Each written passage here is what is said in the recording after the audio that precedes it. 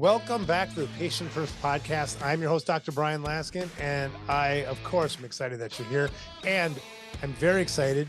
We have a passionate member of the dental community, Greg Essenmacher, who is a trailblazer in fixed full arch dentistry, revolutionizing single office practitioners into thriving implant practices that often expand into large group practices. With customized solutions and seamless cross-functional collaboration, he unlocks the practice's true potential.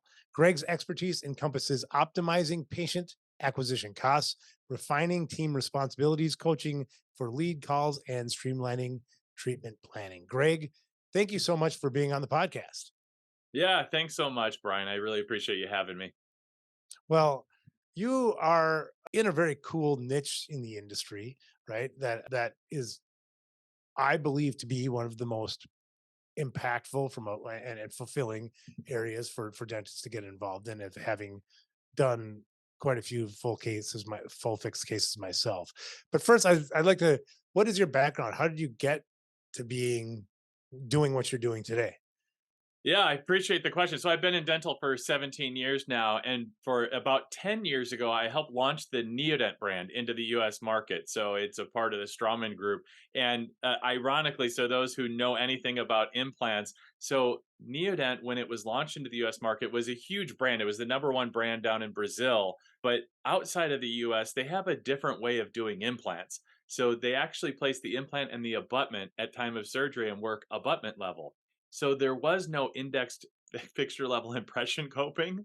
So everything for singles had to be done with a jig. So when we first launched, it was, well, why don't we go after the full arch market? And so we attacked it right away into the full arch market. So we kind of backed our way into it. I mean, soon thereafter, we had the ability to do singles with, we came up with that and they created that component that we needed.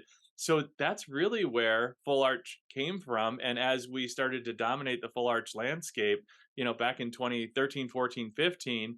And from there, it really just took off and helping those practices, the GP practices, implement full arch into their regular general dentistry practices. And some of them turned into full arch clinics.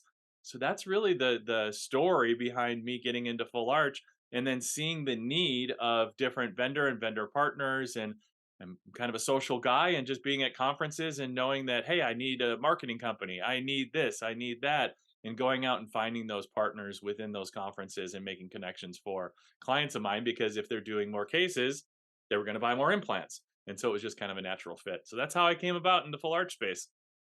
And so now you basically help implement, and this is, restating what you said, kind of what you do today to help clarify in my own brain, that you help implement and then scale fixed full arch restorative within a practice. Is that correct? Yeah, so clinicians that are looking to either, if they're already doing a bunch of full arch and they're looking to do it more profitably, to get better ROI on their marketing dollars they're spending, to up level, upskill their team members from every touch point of the patient journey, from the initial inquiry all the way through. I don't even call it like until they see the patient and completed treatment, because then there's the maintenance and the cleaning, and there's a lot more that goes into it, and really focusing and harnessing in on making that emotional connection with the patient. Because, Brian, as you know, you're a clinician of many, many years. Fixed full arch is just such a different treatment, and it's a different sales process. And yes, it is sales. Dentists, you're in sales. Get over it, right? We're selling every day of our life, right?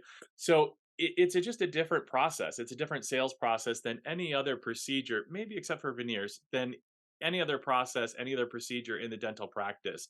And that's why it's really about that emotional connection. It's getting to the why behind the what. It's getting to the motivation of these patients, that why now are they going to take this large investment step into their oral health when they've gone a long way, a long time without taking this action step. And so one of the big pieces is teaching, coaching, training, and helping to understand in that broad scope of the patient experience, how do you get to that emotional connection to allow that conversation to happen in order to get them to take that next step in full arch.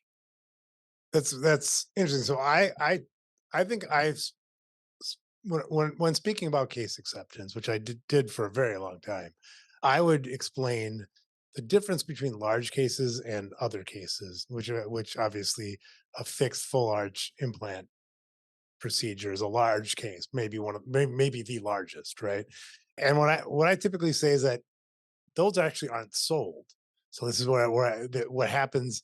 Typically speaking, somebody who needs to have fixed full arch implant cases, they know that their teeth are bad. They don't need me to Mm. tell them, right? What typically happens, and you're probably pulling people into this, which is what I'm really interested to explore. What typically happens is that somebody gets divorced, or they're getting married, or their daughter's getting married, or there's some life, or maybe they inherited money, so now they think that now is the time for them to afford it. But there's usually a life event, right? Which is the same thing as saying an emotional connection to a degree. But what I'm seeing is that what I typically say is there's a life event, and you have to be ready and kind of in front of the person when they're ready. Now you're taking it another case to say, let's help them get there mentally, so they don't need to have their daughter to get married to kind of realize that they can restore their teeth now. Is that is that true? Yeah, so I love what you're saying, and it's the why now, right? The why behind the what, the motivation, the why. I always, when I'm teaching and coaching and training, I use the examples of, my daughter's getting married in 6 months, or I'm back in the dating pool. Whether you're a widow or widower, or divorced, or whatever the case may be. I always say I don't like to talk about those, because those are the easy ones. Those are the layup whys, right? Because they've come in and there's a sense of urgency built in. I always Yeah. like to get to the more subtle ones, right? Or to talk about the fact of, let's just really call a spade a spade. We do have an epidemic going on in the US with drug addiction, and people who, have meth mouth and bombed out their mouth, and now they're in recovery and they're back on the road to recovery, and they can't take the next step in their careers because they just don't have the grill to do it, right? But they are in that place of, I'm building on my career. I have a good job and I've been doing this for a number of years, but to take that next step, I need. And the reason I point that out, Brian, because it's not so much that patients are coming in and slapping down 30, 40, $50,000 in cash because they've got it saved up in a 401k. It's really about having the right partners with the third party financing, and having decent credit and being able to make the payments. And it's an investment, a long term investment in their oral health, but in their future. And so when you look at the patient population of where full arch clinicians are really going after the patient population, it's not so much what it used to be 10 years ago, where it was targeting the elderly population, where I'd sit here and say 54.1 million Americans are 65 and older, and that number is going to increase to 80.8 billion Americans by 2040, a 49% increase, right? That's what we would be talking about, which those numbers are true, but it's also that average age of patient is coming down, and it is because they're getting younger and younger, and there's different life experiences that people are having. So the emotional connection, in order to help the patients understand, I'm here to help you, and the competition that's out there, right? That's why you see Clear Choice Dental Implant Centers just opened center number 97. You see affordable dentures implants that are now doing fixed, and then have their ADIC, which is their fixed arm. And you have Frontline, that goes out, and now that's a body that you don't see them so much because they're behind the scenes, but they're, a big collaboration effort, and you see the specialty groups that are putting, and I could go on and on. There is a significant effort being made in the full arch space.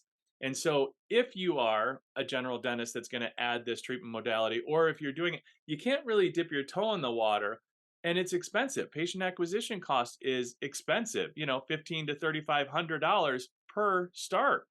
And so it's not a matter of just dip your toe in the water and hope it happens. Some can, and you can do that.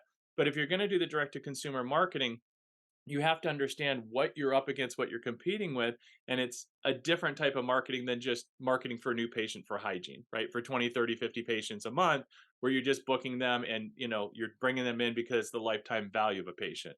It's much different, and that's what I try to help people to understand, and that's why I talk about getting better ROI on the marketing dollars, and up leveling the team skills.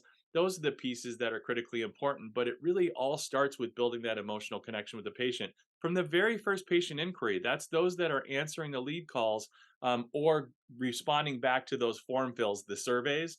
So it's so critically important to have that emotional connection with the patient, to guide them on their journey to a yes, and then helping them figure out how to be able to pay for the treatment, making that investment in their brand new smile. Man, you said so many things that I want to talk about that we could be here for 12 hours, but we won't. So, And in our so 24-part series with Greg Essenmacher, no, yes, just that's kidding. right. I feel like so number one, I completely agree that, let's say you have a typical general practice, right? Of doesn't matter what if you're solo or part of a 400 location DSO, whatever.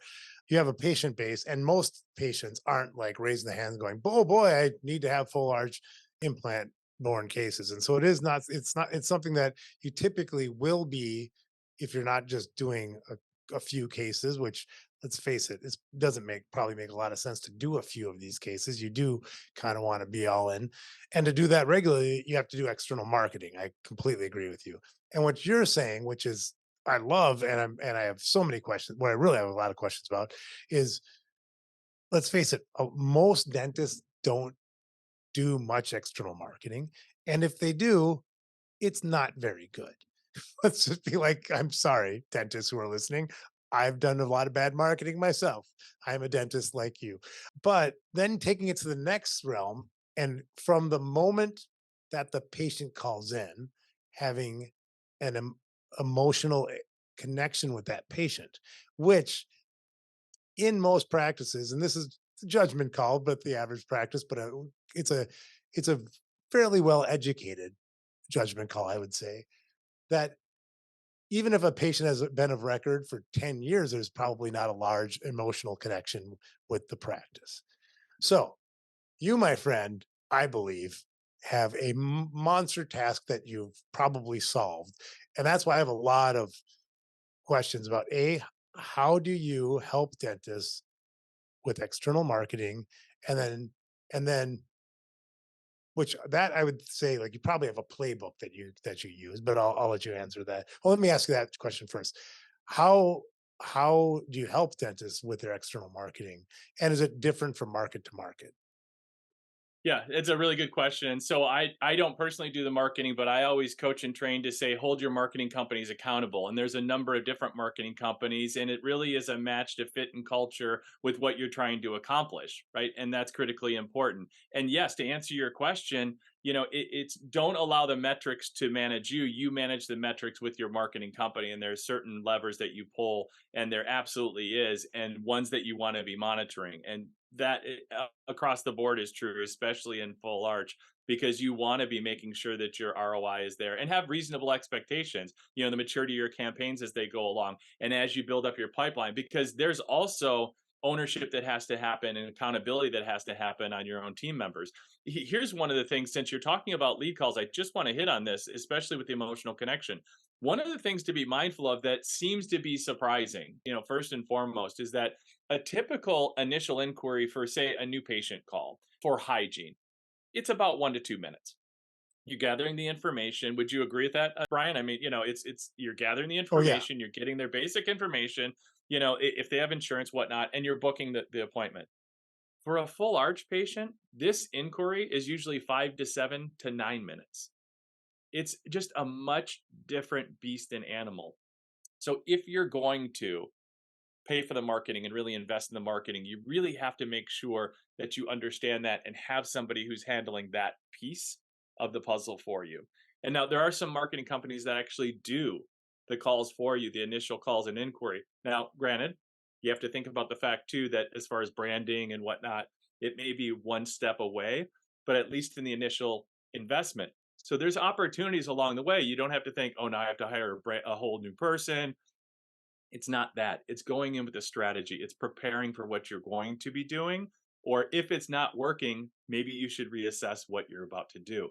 And so those are the types of things that I have on discovery calls when I talk to potential clients and say, what is your plan? What is your investment outlook look like? And where it is it that you want to go? And that's really what the most strategic influence is and where they really want to make it happen, what it looks like. And you mentioned playbook, and of course there's a playbook. And when I work with clients, they do get a playbook. It's not a script.